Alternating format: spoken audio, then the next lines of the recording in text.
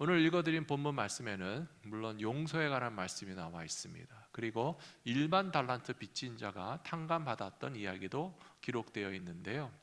이 말씀 속에서 감사의 이유를 발견하자면 우리가 용서받는 자로서 얼마나 기쁘고 감사한 일인가, 그리고 우리도 도저히 갚을 수 없는 어떤 빚이 있고 하나님 앞에서 죄의 짐이 있는데 그것을 은혜로 벗겨주신 것이 얼마나 충분히 감사할 수 있는 이유인가라고 하는 것을 생각하시면서 용서받은 은혜에 감사라고 하는 제목으로 함께 말씀을 나누겠습니다. 오늘 시작되는 말씀 본문에 보시면 베드로가 예수님께 찾아와서 21절에서 이렇게 이야기합니다. 주여, 형제가 내게 죄를 범하면 몇 번이나 용서하여 주리이까? 7번까지 하오리이까? 이렇게 점잖게 읽는 거는요, 성경 봉독이니까 그렇게 읽은 겁니다. 베드로가 예수님이 왔을 때 이런 상태가 아니었을 것입니다. 아마 좀 흥분도 하고 화도 나고 억울하기도 해서 예수님 그랬겠죠. 예수님, 도대체 몇 번이나 용서를 해줘야 됩니까? 제가 그냥 7번까지 용서하는 것도 겨우 참고 용서했는데 이제 더는 용서 못하겠는데 언제까지 용서해줘야 됩니까? 막 베드로가 이런 흥분 상태에서 예수님에게 호소했을지 모르겠습니다. 예수님께서는 그런 베드로의 모습을 지그시 바라보시면서 아마 빙긋이 웃으셨을지도 모르겠어요. 그러면서 웃는 얼굴로 예수님 말씀하시기를 7번 곱하기 70번 490번까지 용서해야 된다라고 이야기하셨을 때 베드로는 아마 쓰러지고 싶었을지도 모르겠어요. 이 말씀을 통해서 우리가 알 수 있는 것은 형제의 잘못을 용서할 수 있는 힘이, 누군가를 용서할 수 있는 힘이 내 안에 있는 것이 아닙니다. 우리가 다른 사람을 용서할 수 있는 힘을 가지게 되는 아주 중요한 사실은 내가 용서받은 자라고 하는 것을 인정하고 믿을 때에 우리도 용서할 수 있는 힘을 주님께서 허락해 주신다고 저는 믿습니다. 우리는 다 누군가에게 섭섭한 일을 당하고 억울한 일을 당해 본 적이 있으실 것입니다. 어렸을 때는 엄마에게 달려가고 아빠에게 달려가서 형이나 누나가 날 괴롭힌 거에 대해서 다 일러 바치고 좀 내 편을 들어달라고 호소하신 적도 있으실 겁니다. 옛날에 식구들 많은 집에서는 반찬도 하나 더 먹겠다고 막 싸우셨죠. 빵이 하나 남았으면 그거 내가 먹고 싶은데 누가 먼저 먹으면 막 화도 나고, 언니가 예쁜 옷을 먼저 입고 나가도 섭섭하고, 그리고 생각해 보니까 요즘에는 집집마다 우산이 쌓여서 남아도는데 옛날에는 왜 이렇게 집에 우산이 다 모자랐는지 모르겠어요. 그래서 장마철같이 매일매일 비가 오는 날에는 밖에 나갈 때 우산을 챙겨가지고 나가야 되는데 제일 먼저 나가는 사람이 하나씩 집어갖고 나가면 남는 우산이 없고 항상 모자랍니다. 오죽하면 그런 노래가 나왔겠습니까? 파란 우산, 검정 우산, 찢어진 우산. 찢어진 우산이라도 있으면 다행이고요. 우산조차 없으면 비 오는 날에 학교 갈 때, 집에 올 때 어떻게 하면 좋은가 걱정해 보신 경험도 있으시고, 그렇게 우선순위에서 밀려가지고 좀 섭섭하고 상처받은 마음 때문에 지금도 우산만 보면 멀쩡한 우산을 먼저 챙겨들려고 하는 그런 습관을 가진 분들이 계실지 모르겠습니다. 하지만 다 용서하셨잖아요. 그때 내 빵 하나 더 뺏어 먹은 형도 용서했고, 그때 나보다 우산 먼저 들고 나가서 나는 찢어진 우산도 없어가지고 그렇게 섭섭했던 것도 얼마든지 용서하고 이해할 수 있는데, 과연 용서하는 힘은 어디서부터 나오는 것인가? 베드로는 7번 겨우 참고서 8번째는 도저히 못 참을 것 같아가지고 예수님에게 호소했지만 예수님께서는 490번이라도 용서하고 또 용서해야만 한다. 그리고 그렇게 계속 용서해야 되는 이유는 마태복음 6장에서 예수님께서 주기도문을 해설하시면서 부연 설명해 주신 내용이 나옵니다. 6장 14절에 보시면요, 너희가 사람의 잘못을 용서하면 너희 하늘 아버지께서도 너희 잘못을 용서하시려니와 너희가 사람의 잘못을 용서하지 아니하면 너희 아버지께서도 너희 잘못을 용서하지 아니하시리라. 우리는 주기도문을 외울 때마다 이 사실을 다시 인정하고 믿음으로 고백하면서 기도하는 것입니다. 주기도문에서 우리가 너무나 잘 아는 대목이 우리가 우리에게 죄 지은 자를 용서해 준 것 같이 우리의 죄를 용서해 주시옵고 라고 항상 기도하시는 이유는 우리도 하나님 앞에 또 다시 용서받아야 할 일들이 앞으로도 많이 남아있다는 것을 생각한다면 하나님 앞에 끊임없이 용서받는 자의 삶을 살기를 원하면서 우리가 우리에게 죄 지은 사람을 용서 안 해주면 어떡하겠다는 겁니까? 하나님 앞에 더 이상 용서받지 않아도 되겠다는 그런 말을 감히 할 수 없기 때문에 예수님이 가르쳐 주신 것입니다. 우리가 우리에게 죄 지은 사람을 용서해 주는 것처럼 하나님께서도 앞으로 우리를 용서해 주실 것을 믿기 때문에 우리에게 용서할 수 있는 힘을 달라고 기도하면 하나님께서 그 기도를 들어 응답해 주실 것이라고 저는 믿습니다. 용서한다는 일은요, 힘들기는 하지만 참 아름답고 어쩌면 행복한 일입니다. 며칠 전 뉴스를 보니까 한국에서 어떤 아이 엄마가 열이 나고 아픈 아이를 차에 태우고 병원에 빨리 달려가기 위해서 막 허둥지둥 정신없이 운전을 하고 가다가 앞차를 박았어요. 앞차를 박았으니까 사고를 내고 미안하니까 내려서 설명을 하고 사과를 하고 자초지종을 이야기하는데, 그 이야기를 듣고 있던 피해자, 사고 당하신 분이 연세가 있으신 아주머니셨어요. 그 아이 엄마를 탁 끌어안아 주더라고요.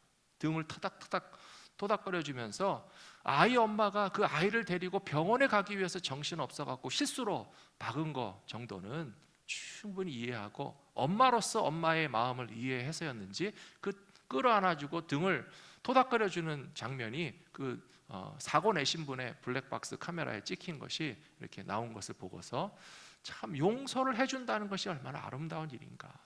그리고 그 용서해 줄 수 있는 마음을 가진 분들이 있기 때문에 이 세상이 참 살만한 세상이라고 하는 것을 생각한다면, 그런 모습을 다른 사람에게서만 발견할 것이 아니고 우리가 교회 안에서 용서하는 모습을 더 보여주고 가정 안에서도 더 용서하는 그 기쁨을 서로 누리시고 모든 관계 가운데서 우리가 용서를 해주는 기쁨과 용서를 받는 그런 기쁨을 누리며 사는 것이 하나님의 뜻이라고 저는 믿습니다. 용서할 수 있는 힘은 다른 데서 나오지 않습니다. 내가 용서해야지 라고 해도 용서가 잘 되지 않는 경우가 사실은 더 많이 있습니다. 그러므로 인정하시라는 겁니다. 하나님께서 나를 용서해 주신 사실을 인정하고 믿으면서 내가 하나님께 용서받았기 때문에 나도 용서해야만 된다는 사실을 기억하신다면 하나님께서 우리에게 용서할 수 있는 힘 주실 줄로 믿습니다. 두 번째로 천국 백성이 되는 기쁨의 크기가 있습니다. 천국 간다고 다 기뻐하겠지만 어떤 사람은 더 기뻐할 수도 있고요, 어떤 사람은 좀 덜 기뻐할 수도 있는 것 같아요. 어렸을 때부터 신앙생활하고 모태 신앙을 가진 분들이 좀 뜨거움이 부족하다라고 하는 말을 하지 않습니까? 그 이유가 뭐냐 하면 그냥 온 가족이 다 교회를 다니고 어렸을 때부터 교회를 다니고 하나님도 알고 예수 믿고 구원받는 건 다 알다 보니까요, 어쩌면 더 많이 죄를 지을 수 있는 기회는 없었던 것 같아요. 그리고 구원받는 것도 당연한 것 같아요. 예수님 믿으면 천당 가고 구원받고 하나님의 자녀 되는 거 다 알다 보니까 뭐 그렇게 뜨거운 어떤 열정이나 그 감정이 잘 느껴지지 않는데요, 오히려 나중에 믿으신 분들이 예수님은 모르고 살다가 천국 가는 기쁨도 모르고 살다가 하나님께서 우리의 죄의 짐을 벗겨주시는 것에 그 기쁨과 감격을 모른 채 내 마음대로 살다가 뒤늦게 그 은혜의 복음을 깨닫고 나니 나 같은 죄인도 용서함 받고 나 같은 죄인도 구원받은 것이 얼마나 기쁜 일인가, 오히려 나중 믿으신 분들이 더 크게 느끼시는 경우가 있다라고 하는 것이죠. 우리가 잘 알고 있는 Amazing Grace라고 하는 찬양이 있습니다. 우리 교회에서도 참회기도 하실 때마다 항상 그 선율로 연주해 주시잖아요. 제가 그 곡을 부탁드렸고요, 매주 똑같은 곡을 하시니까 혹시 여러분들께서는 우리 반주자 선생님은 한 곡밖에 모르시나 그러실지 모르겠지만 제가 그 곡으로 해주시라고 부탁을 드린 거예요. 항상 그 같은 곡으로 Amazing Grace, 나 같은 죄인 살리신 주 은혜 놀라와 그 선율로서 우리 참회 기도를 같이 하게 되는데요, 그 곡을 작사하신 분의 이야기를 여러분들 잘 아실 거예요. 영국의 목사님이지만 목사님이 되기 전에는요, 죄인 중에 그런 죄인이 없었습니다. 악독한 인간 가운데 그렇게 악독한 인간이 없었습니다. 노예선에서 노예를 잡아다가 파는 일에 종사하다가 나중에는 아예 선장이 돼가지고 배를 가지고 아프리카에 가서 정말 그 아프리카 원주민들을 닥치는 대로 잡아다가 영국에 갔다가 팔아서 돈을 버는 사람이었습니다. 인간 대접을 해주지 않았습니다. 짐승 사냥하듯이 아프리카 원주민들을 잡아다가 배 안에서 건강하면 쇠사슬에 묶어가지고 끌고 가고요, 병들거나 죽으면 그냥 바다에 던져버리는 그런 악독한 일을 하던 사람이 하나님의 은혜를 깨닫고 나서 생각해 보니 나 같은 죄인이 있을까? 나 같은 죄인이 있을까?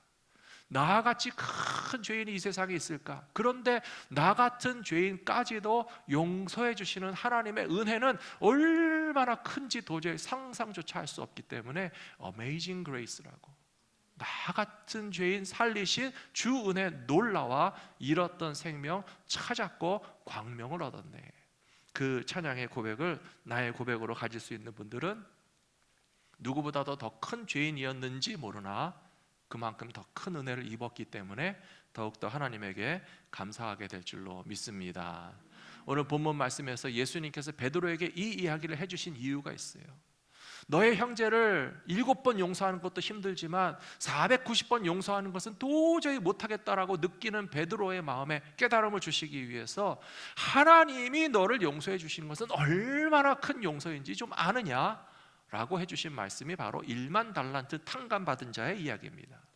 1만 달란트라고 하는 그 금액은 우리가 계산하기도 복잡하고 그냥 아주 엄청 큰 돈이라고 생각하시면 됩니다.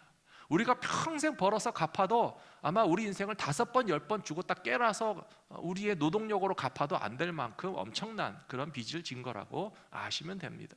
그러니까 주인이 하는 말이 너를 팔고 너 자식을 팔고 네 가족을 다 노예로 팔아도 다 못 갚을 돈인데 어떻게 갚겠냐.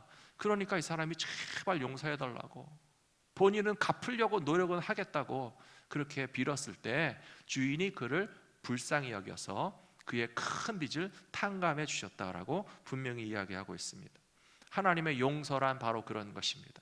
우리가 용서받을 만한, 우리가 뭔가 인정받을 만한 우리의 어떤 행위나 우리의 착함이나 우리의 신앙으로서 하나님께 용서받을 만해서 용서받은 게 전혀 아니고요, 하나님의 무한하신 은혜가 아니었다라면 우리는 우리의 죄의 짐을 결코 벗을 수 없는 존재라고 하는 사실을 분명하게 인정해야 됩니다.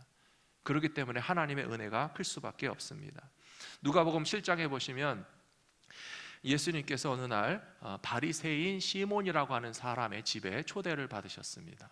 예수님을 초청한 사람들이 많이 있었겠지만 성경에서 그 사람의 어떤 신분이나 이름에 대해서 일일이 기록하지 않는 경우도 있는데, 이 상황에서는 굳이 바리새인 중에서 시몬이라고 하는 사람이 예수님을 초청했다고 하는 사실을 이야기할 이유가 있는 것 같습니다. 대조가 되고 비교가 되기 때문에 그렇습니다. 잘 아시는 것처럼 바리새인들은 자기의 의를 주장하고 나의 신앙생활과 나의 경건함이 이만하면 남들보다 괜찮다라고 하는 아주 신앙적인 자부심과 자랑거리를 가진 사람입니다. 그런 사람이 예수님을 왜 초청했을까 생각해 보시면 뭔가 예수님에게 인정받고 싶은 마음도 있고 자랑하고 싶은 마음도 있고 나는 예수님과 예수님의 제자들을 초대해서 식사도 대접할 수 있는 그 정도의 능력도 있고 좀 괜찮은 사람이다 라고 하는 심리가 분명히 있었을 것입니다. 그런데 이 바리새인 시몬의 집에 예수님이 초대를 받았을 때 초대하지 않은 어떤 이상한 여자가 하나 들어왔어요.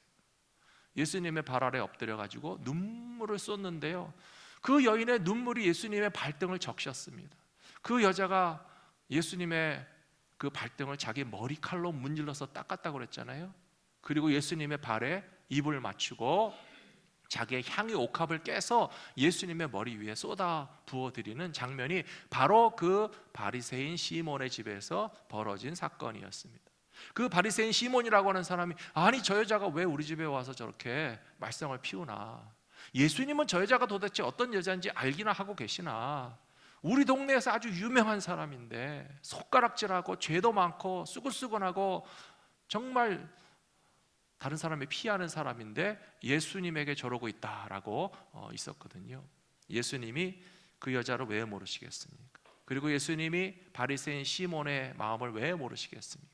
그래서 예수님께서 하신 말씀이 무엇인가 하면 누가복음 7장 41절에 나와 있습니다. 이르시되 빚 주는 사람에게 빚진 자가 둘이 있어 하나는 500데나리온을 졌고 하나는 50데나리온을 졌는데 갚을 것이 없으므로 둘 다 탕감하여 주었으니 둘 중에 누가 그를 더 사랑하겠느냐. 바리새인 시몬이 대답하여 이르되 내 생각에는 많이 탕감함을 받은 자니이다. 이르시되 내 판단이 옳다 하시고, 예수님이 이 바리새인 시몬에게 가르쳐 주시는 거예요. 잘 아는구나. 적게 빚진 사람과 많이 빚진 사람 둘 다 탕감해 줬지만 많은 빚을 탕감받은 사람이 더 고마워하고 더 감사하는 것처럼 이 여자가 너보다 더 많은 죄인인 것은 사실이다. 하지만 더 많은 죄를 지었다고 해서 우리가 손가락질만 할 것이 아니라 그 여인이 용서함 받은 은혜에 감사해서 눈물을 쏟고 머리칼로 문지르고 예수님의 발등에 입을 맞추고 향유를 부어드리는데, 너는 내게 입 맞추지도 않고 발 씻을 물도 주지 않고 향유는커녕 올리브 기름 한 방울도 부어주지 않았으니 무엇이 더 옳은 것이냐라고 주님이 일깨워 주신 것이 아니겠습니까? 사랑하는 성도 여러분, 로마서 5장 20절에서 사도 바울은 죄가 더한 곳에는 은혜가 더하도다, 은혜가 넘친다라고 말했습니다.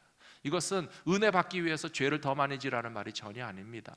내가 죄가 얼마나 큰지에 대해서 깨닫는 사람은 바로 하나님의 은혜가 나를 지배하시고 다스리시는데 그리스도 안에서 우리가 이런 은혜를 받은 사람이다 라고 하는 사실을 깨달으신다면 우리의 죄의 크기만큼이나 그보다 더 큰 하나님의 은혜를 깨닫고 감사 감격하실 수 있는 믿음의 사람들이 다 되실 줄로 믿습니다. 세 번째로, 우리들은 천국의 기쁨을 누리는 교회가 될 수 있도록 믿음의 형제를 용서하고 또 용서해야 됩니다. 마태복음 18장 33절에 보시면 예수님께서 베드로에게 사실은 이 말씀을 하시는 건데요, 근데 이 말씀은 직접적으로는 1만 달란트 탕감 받은 사람에게 예수님이 하시는 말씀이에요. 내가 너를 불쌍히 여김과 같이 너도 내 동료를 불쌍히 여김이 마땅하지 아니하냐 하고 주인이 노하여 그 빚을 다 갚도록 그를 옥졸들에게 넘기니라. 너희가 각각 마음으로부터 형제를 용서하지 아니하면 나의 하늘 아버지께서도 너희에게 이와 같이 하시리라.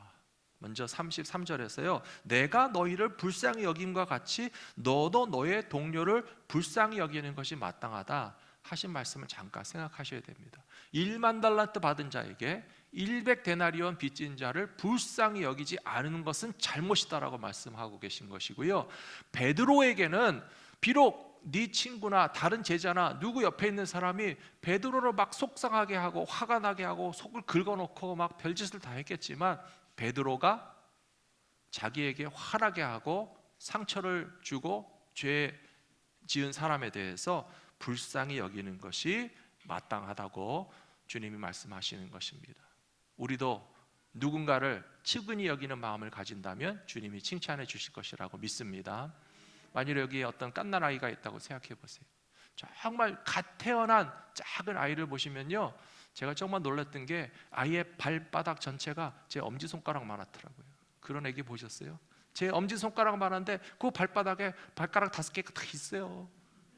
얼마나 작아요, 요만하잖아요. 그 갓난 아이를 보면요, 너무 예쁘고 사랑스럽지만 그러나 이 아이기는 정말 무능력한 상태예요. 자기 스스로 먹을 수도 없고 자기 스스로 씻을 수도 없고 자기 스스로 자기 생명을 어떻게 보존하고 지탱해 나갈 만한 아무 능력이 없기 때문에 전적으로 누군가 돌봐주지 않으면 생명을 유지할 수 없는 그 아이를 볼 때 우리는 사랑스럽다는 생각도 들지만 바로 측은하다라고 하는 생각이 들고, 아이고 불쌍해라. 이 아이가 이 세상에 태어나서 앞으로 누군가가 사랑으로 보살펴주지 않으면 어떻게 살아갈까 하는 생각이 들잖아요. 그런데요, 우리 인생에 그런 순간이 갓 태어난 때뿐만 아니라 늙어서 또다시 돌아온다는 사실을 인정해야 됩니다. 연세가 많이 드신 분들, 양로병원에 계시는 분들, 장기간 병원에 입원해 계신 분을 한번 보십시오. 그 갓난아기의 형편과 다를 바가 하나도 없습니다. 누군가가 먹여주지 않으면 스스로 식사를 못 하시는 분도 있고요, 누군가가 씻겨주지 않으면 내 몸을 스스로 씻지도 못하고요, 누군가가 전적으로 나를 보살펴주는 것에 의존하지 않으면 내 생명을 내 스스로 지탱해 나갈 수 없는 상황이 모든 사람에게 언젠가 찾아올 수 있다는 사실입니다. 그렇다면 이 자리에 계시는 모든 분들은 바로 그 갓난아기의 상태와 나이 들어서 병 들어서 병원에 누워 계시는 그 어느 그 중간에 지금 우리가 놓여서 살아가고 있잖아요. 그래도 지금 우리가 스스로 먹을 수 있고 쓸 수 있고 내 생명을 내 힘으로 살아갈 수 있을 것 같아 보이지만, 누군가가 우리를 사랑하고 측은히 여기고 우리를 보살펴 주기 위해서 우리에게 관심과 사랑을 베풀어 주는 것이 너무 고마운 일인 것처럼 우리가 그것을 할 수 있을 때 하셔야 되지 않겠느냐라고 하는 말씀입니다.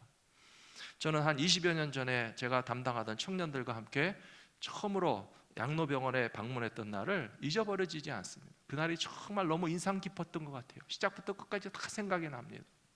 어느 날 어떤 청년이 제게 찾아와서, 목사님, 우리 크리스마스를 그냥 청년들까지 신나게 청년들끼리 즐기기만 하는 것이 아니라 좀 의미 있는 일을 했으면 좋겠습니다. 제가 아는 분이 양로병원에 가서 봉사하시는데 한 달에 한 번씩 토요일에 어떤 액티비티 행사를 해주시는 분들이 오면 그분들이 참 좋아하십니다. 우리 크리스마스 때 한번 가서 봉사하고 옵시다. 그래서 너무 좋다고 하자고 그랬어요.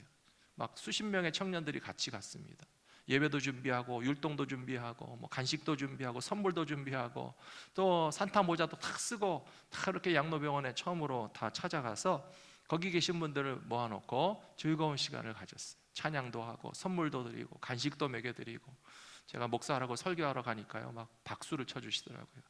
설교하러 나갈 때 박수 받는 경우가 거의 없거든요.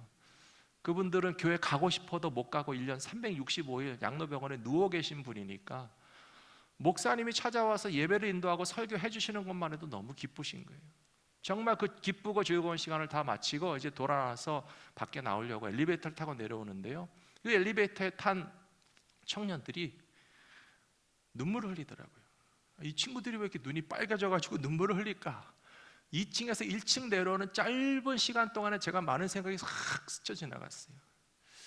자기 할머니 할아버지가 생각이 났나 보다. 1세 청년들이다 보니까 다 한국에서 떠나가지고 가족에서 떠나가지고 식구들과 떨어져서 혼자 사는 청년들이 많으니까 혹시 멀리 계신 할아버지 할머니나 또 아프신 자기 가족들을 생각하니까 눈물이 핑 돌 수도 있겠지, 그런 생각도 들었고요.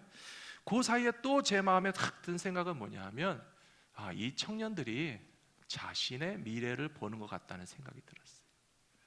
아직은 20대 30대 젊고 건강하고 아름다운 청년들이지만 우리도 50년 60년 지나면 혹시 병들고 약해져서 병원에서 이렇게 외롭고 쓸쓸하게 살아가야 될 날이 올지도 모르는데 라고 하는 생각이 스쳐서는 아닐까라고 하는 생각을 하면서 또 뒤집어서 생각해 보니까 거기 계시는 연세 많으신 분들도요 50년 60년 전에는 다 건강하신 분들이셨고 얼마나 젊고 건강하고 아름답던 분들이 이제 병원에서 생활하시는 그런 때도 오게 된 것이 아니겠습니까?